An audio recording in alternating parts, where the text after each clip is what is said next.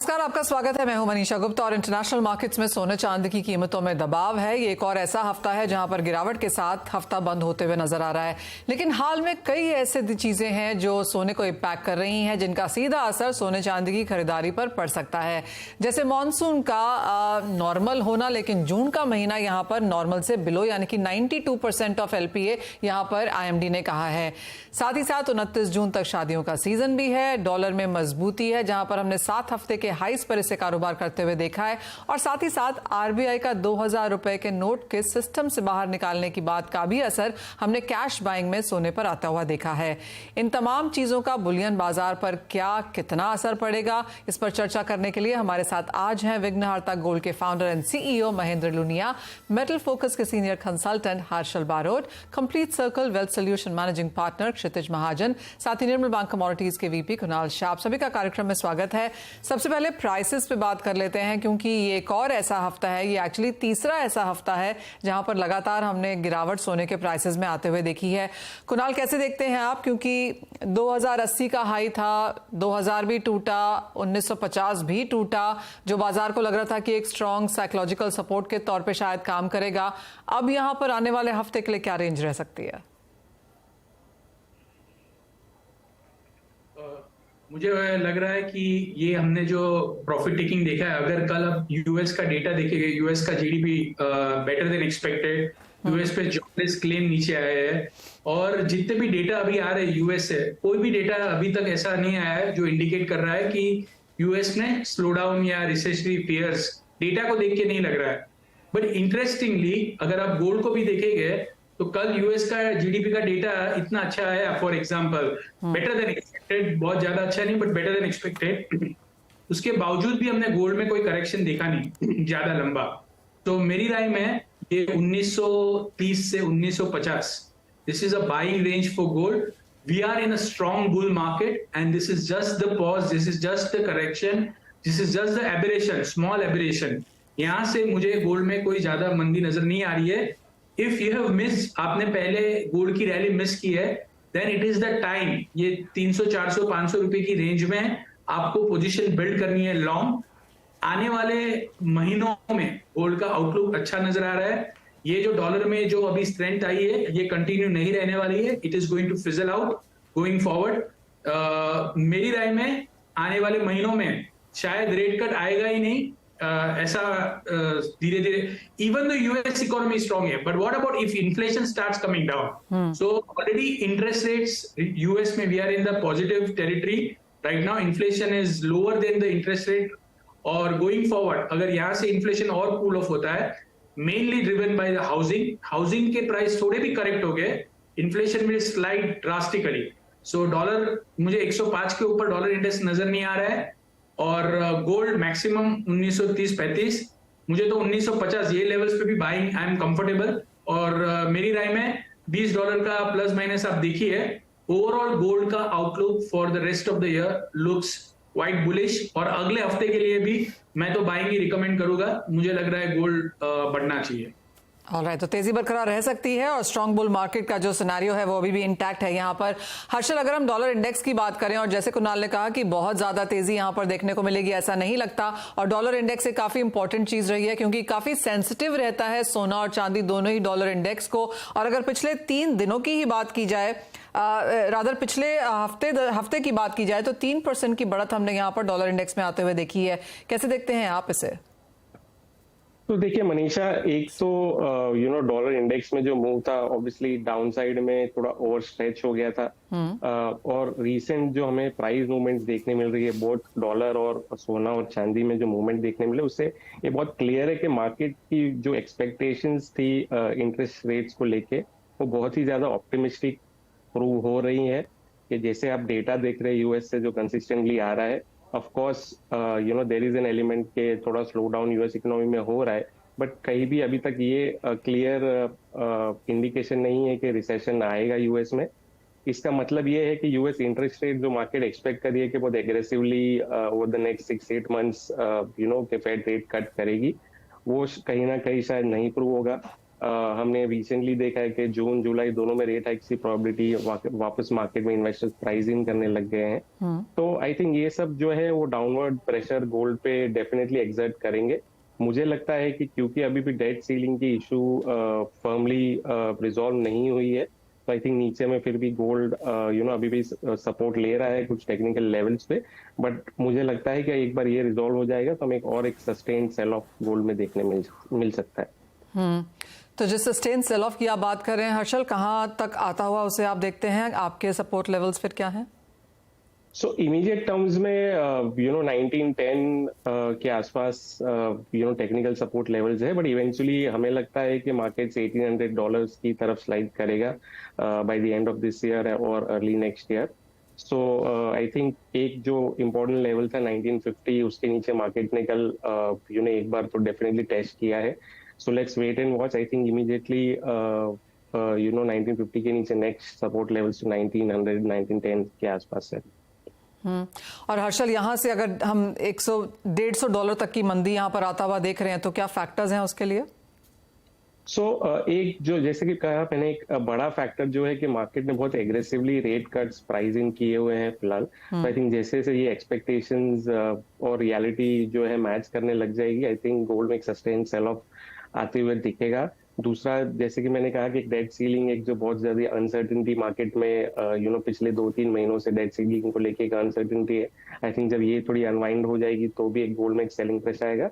और इवेंचुअली जो हमारा बेस केस है कि अगर यूएस रिसेशन अवॉइड कर देता है तो इक्विटी मार्केट्स स्पेसिफिकली यूएस में वापस अच्छा परफॉर्म करने लग जाएंगे।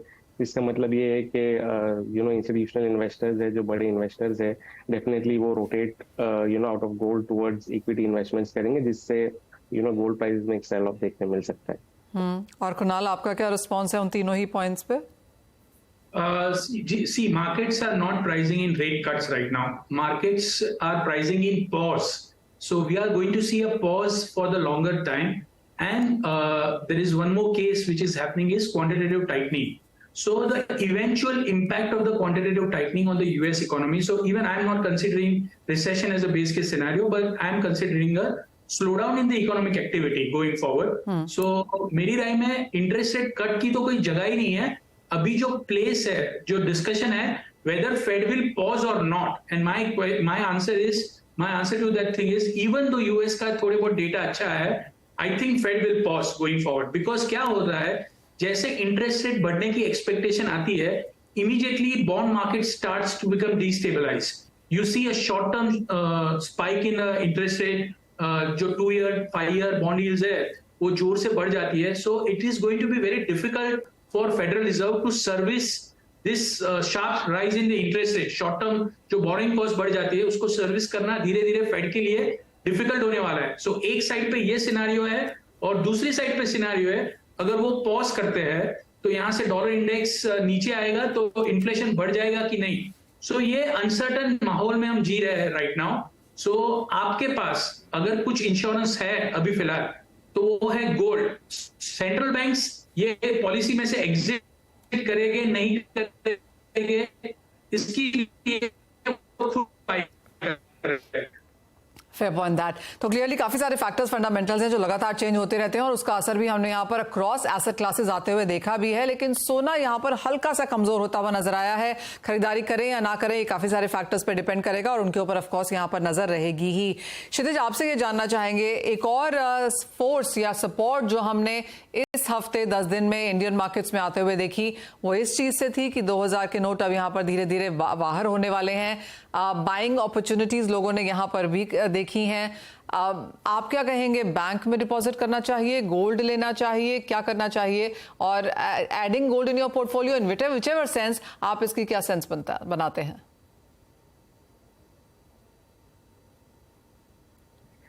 क्षितिज, आप म्यूट पर हैं।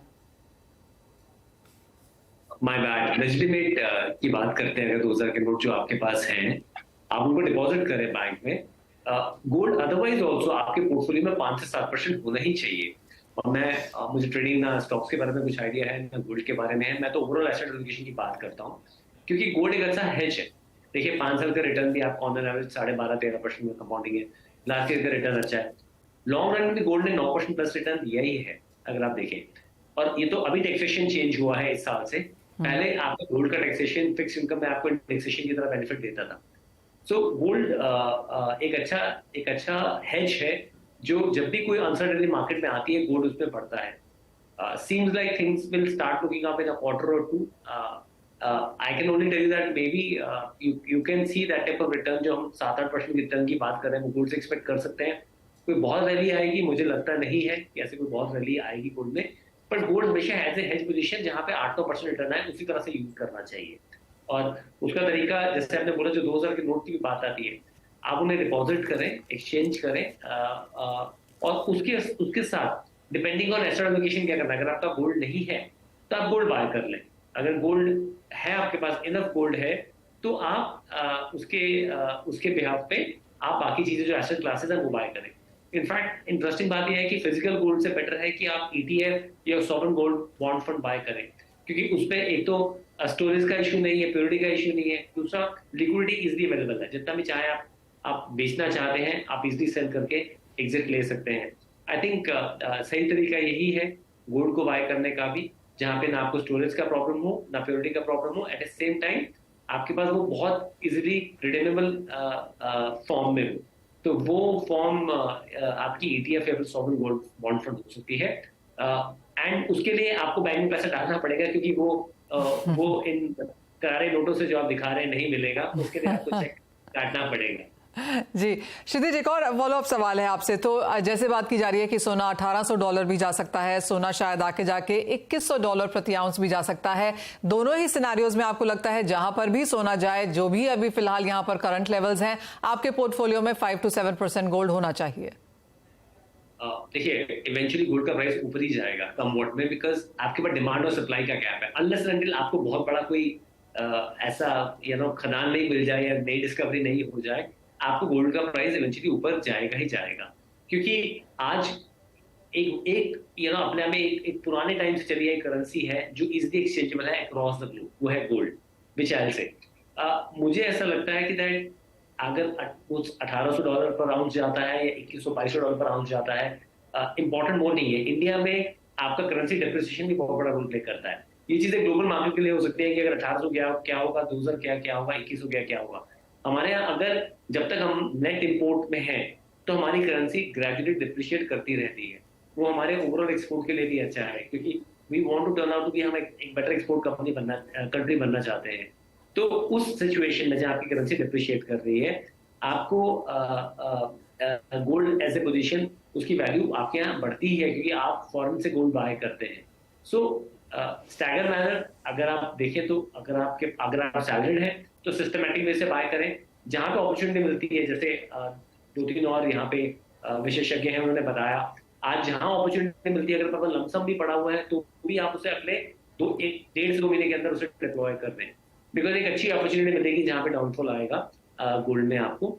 बट हैविंग सेड दैट बहुत कोई अच्छी स्ट्रॉन्ग रैली आ जाएगी, I have my doubts, because मुझे लगता है ग्लोबली चीजें बेटर होंगी और आपके पास अदर एसेट क्लासेस में पैसा ज्यादा मूव करेगा। जैसे कि हमने देखा real estate across the globe, respective of US में प्रॉब्लम है, इंटरेस्ट रेट 7% प्लस चले गए हैं, फिर भी रियल एस्टेट अच्छा कर रहा है वहां पे, कनाडा में अच्छा कर रहा है, इंडिया में अच्छा कर रहा है। सिमिलरली इक्विटीज आने वाले टाइम में मुझे लगता है बेटर करेंगी। बट येस 5 से 7% कम वॉट में आपके पोर्टफोलियो में as a hedge position gold की होनी ही चाहिए। ऑलराइट, तो परफेक्ट पोर्टफोलियो कैसा दिखता है क्षितिज, उसके बारे में आपसे बात करेंगे ही, लेकिन महेंद्र लुनिया जी को भी यहाँ पर चर्चा में जोड़ते हैं। महेंद्र जी, जैसे क्षितिज ने कहा कि 2000 नोट पहले आप बैंक में डालिए और इट्स बेटर कि बाय आप फिजिकल गोल्ड ना करें, किसी तरीके से यहाँ पर digital gold sovereign bond, gold bonds वो सब यहाँ पर बाय करें। क्लियरली आप यहाँ पर काफी पुश करते रहे हैं डिजिटल गोल्ड की इंपॉर्टेंस को। कैसे देखते हैं आप उस ग्रोथ को, जिस तरह के प्राइसेस मूव करे हैं, किस तरह का इम्पैक्ट, किस तरह का पैटर्न यहाँ पर रहा है? मैडम अगर आप देखो ना कि गोल्ड के जो प्राइजेस है, या तो फिर अभी 2000 नोट की सिनेरियो में अगर हम गोल्ड की बात करते हैं, तो यहाँ पे लोगों का एग्रेसिवली गोल्ड लेने के लिए वो सामने आते हैं। और हमने हमारे कई भाई बंधुओं को देखा है कि अननेसेसरी उसे वेटेज देते हुए उन्होंने उसके प्राइस भी कई हद तक बढ़ाए हुए थे। मैं आपको यहाँ पे बता दूं कि गोल्ड के जो प्राइजेस आज एक्चुअली मेन बोर्ड पे या तो फिर यहाँ पे देखोगे आप 60,000 के करीब चल रहे हैं, लेकिन अगर आप 2000 की नोट लेके जाते हो वहां पे और अगर गोल्ड खरीदना चाहते हो तो उसके प्राइजेस उनकी तरफ से तकरीबन 64-65 हजार के करीब लेते हैं। तो ये उनके लिए एक नुकसान वाली चीज है। क्षितिज ने बहुत अच्छी तरीके से बताया कि अगर आप गोल्ड में इन्वेस्टमेंट करना ही चाहते हो तो यस, आप डिजिटल गोल्ड में इन्वेस्टमेंट करिए, आप अपने सोवरिन गोल्ड बॉन्ड में इन्वेस्टमेंट करिए, उसका और एक फायदा भी मिलेगा आपको। जैसे गोल्ड जितने दिन तक भी आपके पास रहेगा, उसके बाद आपको अगर 6 महीने रखा है तो एटलीस्ट 1.25% आपके सेविंग अकाउंट में उसका ब्याज भी आ जाएगा। This is a very good, जो क्षितिज ने अभी बताया, दैट्स अ वेरी गुड ये सॉल्यूशन है। आजकल अगर लोगों के पास 2000 की नोट पड़ी है तो उसके लिए तो मैं पहले भी डिजिटल गोल्ड को प्रमोट करता था हमेशा। आज भी मैं वही चीज कहूंगा कि आप डिजिटल गोल्ड में ही इन्वेस्टमेंट करिए। अगर आप फिजिकल में जाना चाहोगे 3% का जीएसटी लगेगा। दूसरी चीज, जब आप बेचने के लिए जाओगे तो वहां पर भी रेट में आपको फर्क हो जाता है, फिर आपका नुकसान तो वहां पे दोहरा हो जाता है। यहाँ पर अगर सोवरिन गोल्ड बॉन्ड में करते हो आप तो आपको एटलीस्ट प्राइस सही मिलता है, बेचने के बाद भी आपको प्राइस सही मिलता है, साथ में आपको ब्याज मिलता है।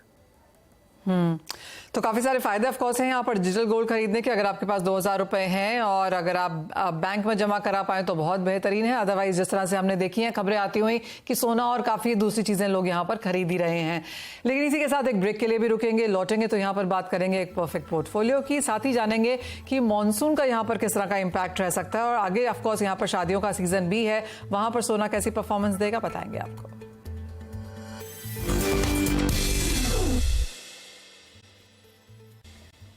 आपका स्वागत है। और जहां तक खरीदारी की बात आती है भारतीय बाजारों में, मॉनसून ऑफ कोर्स यहां पर ऑलवेज यहां पर एक इंपॉर्टेंट इंडिकेटर की तरह पे देखा जाता है, क्योंकि अभी भी काफी ज्यादा खरीदारी यहां पर अर्बन से तो है ही, लेकिन रूरल से भी अच्छी खासी होती है। महेंद्र जी, आप इस को कैसे देखते हैं? ऑफ कोर्स डिजिटल खरीदारी की बात तो यहां पर है ही, लेकिन मॉनसून और सोने का एक कोरिलेशन जो हम इतने सालों से देखते आए हैं, और क्योंकि अब हम मॉनसून सीजन में यहां पर स्टेप इन कर रहे हैं, कितना बदलता हुआ नजर आया है? 2023 कैसा रह सकता है? आफ्टर कोविड की बात करूंगा मैं यहाँ पे जी। क्योंकि काफी सारे लोगों का जो गोल्ड इन्वेस्टमेंट का नजरिया है अभी बदलने लगा है। उसके कारण आपका कई बार ये शो भी रहा है, कई बार लोगों का, और यहाँ पर जो स्थिति जैसे बंदे हैं या हम लोग ज्यादातर गोल्ड में डिजिटली जाने के लिए हम पुश करते हैं, उसके कारण लोगों का इन्वेस्टमेंट की तरह देखने का नजरिया बदल गया है। मॉनसून आने के बाद यस ऑफकोर्स लोगों के पास पैसा आता है, क्योंकि काफी सारी चीजें बनती है, यानी कि माहौल बन जाता है, लोग खरीदते हैं। लेकिन अब फिजिकल गोल्ड यानी कि गहनों के स्वरूप में लेने का ट्रेंड हमने देखा है कि बहुत कम हो रहा है अभी। अगर आप अभी की बात करूं मैं, अभी भी अगर आप इस सिचुएशन में भी अगर आप किसी ज्वेलर की शॉप में जाओगे तो वहां पर देख पाओगे आप कि लोग गोल्ड खरीद कर रहे हैं, लेकिन वो जो वेडनी या प्योर गोल्ड बोलते हैं हम लोग उसे, तो महाराष्ट्र में वेडनी बोलते हैं या बिस्किट बोलते हैं, वो लोग खरीदते हैं अभी जो इन्वेस्टमेंट के लिए। लेकिन उनको डिजिटल गोल्ड की अगर जानकारी मिले तो वो भी यहाँ पे शिफ्ट हो सकते हैं। और यस, मैं यहाँ पे देख रहा हूँ कि गोल्ड के प्राइजेस बहुत अच्छी तरीके से बढ़ने की संभावनाएं है। कुणाल ने भी बताया कि अभी ये बहुत अच्छा लेवल है यहाँ पे बाय करने के लिए। हमें भी ये चीज अच्छी लगती है कि लोगों ने यहाँ पे इन्वेस्टमेंट करना चाहिए गोल्ड में, क्योंकि आगे के 1-2-4 महीने में आपको गोल्ड के रेट थोड़े बहुत आगे बढ़ते हुए दिखेंगे। पॉसिबली मैं यहाँ पे ये कहूंगा कि 61,000 भी हमें देखने को मिल सकता है। ओके, तो तेजी बरकरार रह सकती है और मॉनसून से कोई बहुत बड़ा इंपैक्ट अब यहां पर बनता हुआ नजर नहीं आ रहा, क्योंकि स्मॉल टिकट साइज में भी लोग यहां पर डिजिटल खरीद लेते हैं और इन्वेस्टमेंट के तौर पर नॉन ज्वेलरी आइटम्स भी खरीदते हैं। क्षितिज, आपने हमें पहले बताया कि एक पोर्टफोलियो में 5 to 7% गोल्ड होना चाहिए, बाकी इक्विटी बाजार यहां पर काफी बेहतर होने की भी उम्मीद है आगे जाकर। तो अगर इसे अप्रोक्सीमेटली आप डिवाइड करना चाहें एक इन्वेस्टर के लिए, कैसे करेंगे? तो मुझे क्या लगता है कि देखिए, रिस्क एपेटाइट डिफाइन करता है, आपका गोल्ड प्लान डिफाइन करता है, और जितने टाइम के लिए आप इन्वेस्ट करना चाहते हो डिफाइन करता है आप कितना इक्विटी लीजिए। जो भी इन्वेस्टर ये आपका कार्यक्रम देख रहे हैं, अगर वो 5 साल से ऊपर के लिए इन्वेस्ट करना चाहते हैं तभी अपने इक्विटी एज एसेट क्लास को अपने पोर्टफोलियो में ऐड करें। और डू इट योरसेल्फ कहना बहुत आसान है, सबको लगता है 2020 के पास इक्विटी इन्वेस्टिंग इज इजी, पर मेरा रिक्वेस्ट ये है कि अगर आपके पास समय है तभी आप अपने आप कीजिए, अदरवाइज आप एक पोर्टफोलियो मैनेजर को चूज कीजिए ट्रेड स्टॉप्स करने के लिए भी। और अगर आप अगर आप सैलरीड हैं और रिटेल मंथली बेसिस पे इन्वेस्ट करना चाहते हैं तो 4 से 5 अच्छे म्यूचुअल फंड लेके सिस्टमैटिक इन्वेस्टमेंट प्लान के थ्रू इन्वेस्ट कीजिए। फॉर एचएनआई इन्वेस्टर जो ये कार्यक्रम देख रहे हैं उनके लिए पोर्टफोलियो मैनेजमेंट सर्विस एक सही तरीका है, जैसे कंप्लीट सर्कल हम लोग भी पीएमएस करते हैं। अदरवाइज आप देखिए 24/7 जॉब है, आपके पास रिसर्च टीम है, आपके पास सॉफ्टवेयर है कि नहीं है, आप प्रोमोटर से मिल रहे हैं, अर्निंग नंबर्स ट्रैक कर रहे हैं नहीं कर रहे हैं, तो उसके बाद आप इक्विटी में इन्वेस्ट कीजिए। हाँ, एक ग्राउंड रूल ये होता है 100 माइनस एज आप इक्विटी में इन्वेस्ट कर सकते हैं, बट वो अगेन डिपेंड करता है कि आपका रिस्क एपेटाइट क्या है। अगर ज्यादा है तो आप ज्यादा भी जा सकते हैं, बट मान लीजिए ऑन एन एवरेज अगर आप मुझसे कोई मिड 30s में है, मिड 40s में है, उसको 60 to 70% पोर्टफोलियो इक्विटी में इन्वेस्ट करना चाहिए। 20-25% पोर्टफोलियो जो अपना है वो फिक्स इनकम में रखना चाहिए, जिसमें अच्छे डेट फंड्स अवेलेबल हैं, और 5 से 7% गोल्ड में रखना चाहिए। और रियल एस्टेट ऑब्वियसली मैं इसलिए डिफाइन नहीं कर रहा हूँ कि रियल एस्टेट इंडिया में ज्यादातर इन्वेस्टर्स के पास अलग होता है, वो उसको अपने क्या कहते हैं फिजिकल वेल्थ में या फिर जो इजीली रिडीमेबल वेल्थ में काउंट नहीं करते हैं, तो वो अलग होता है। और just to add to what अभी महेंद्र जी ने बोला, जो देखिए विलेजेस में आज भी ना हमारे इंडिया में गोल्ड का एस्थेटिक वैल्यू बहुत ज्यादा है, एंड मैं बिल्कुल इनकी बात से एग्री करता हूँ कि दैट जो डिजिटलाइजेशन इंडिया का जितना रेवोल्यूशन हुआ है वो दुनिया में आई थिंक किसी कंट्री में नहीं हुआ होगा। सो आई थिंक तरीका वही होना चाहिए, पर आज भी काफी लोग वो ज्वेलर शॉप तक जाते हैं क्योंकि वो जो एंड प्रोडक्ट खरीदना चाहते हैं यू नो वो आज भी फिजिकल गोल्ड लेते हैं, और लगता है कि बिकॉज इस बार भी मॉनसून आपका 96% नॉर्मल रहने वाला है, तो चांसेस है दैट आपका डिमांड जो है थोड़ी लोकल इंडियन डिमांड जो है वो बढ़ेगी गोल्ड। ऑल राइट, तो डिमांड यहाँ पर बढ़ने वाली है, वो एक सपोर्ट यहाँ पर डेफिनेट है। लेकिन जाते जाते कुणाल आपसे जानना चाहेंगे कि चांदी के प्राइस भी अब यहाँ पर क्या है? तेजी है, इवन सिल्वर में भी तेजी है। ये फॉल आपके लिए अपॉर्चुनिटी है गोल्ड और सिल्वर में, अगर आपने पहले कैपिटलाइज नहीं किया है या आपको और लेना था और आप ले नहीं पाए थे। So this is just a small pause और correction in a structural bull run of gold and silver. Silver की मार्केट के फंडामेंटल आप देखेंगे, silver is starting with a record deficit this year and going forward, अगर हम पूरे 2022 के and तक देखेंगे, we are still going to have a huge amount of deficit when you compare it with the supply versus demand. So आगे जाके जो भी सिल्वर की सप्लाई है, there is no exponential growth in spite of the fact कि silver के prices ऊपर आए, फिर भी सिल्वर की सप्लाई में कोई ग्रोथ नहीं हुआ है। तो सिल्वर के फंडामेंटल भी पॉइंट आउट कर रहे हैं towards a big bull run, और कंजर्वेटिवली सिल्वर ये साल के एंड तक 83-85,000 तक के लेवल्स MCX पे, और कॉमिक्स की बात करेंगे $27-28 के आसपास कॉमिक्स के आपको देखने मिलेगा। You should use this 68,000, 70,000, this is the buying opportunity for anyone who has missed the bus. Alright, यानी कि फंडामेंटल्स यहाँ पर स्ट्रांग हैं, खरीदारी भारतीय बाजारों में आती हुई नजर आई है, और डिप्स पे खरीदारी का मौका आप यहाँ पर ढूंढ भी सकते हैं। ये व्यू है हमारे एक्सपर्ट्स की तरफ से आता हुआ। आप सभी का शुक्रिया आज यहाँ पर जुड़ने के लिए, और वो बहुत ही बेइंतहा इंटरेस्टिंग कॉन्वर्सेशन के लिए भी। लेकिन इसी के साथ फिलहाल इस कार्यक्रम में इतना ही समय है, मुझे भी दीजिए इजाजत। नमस्कार।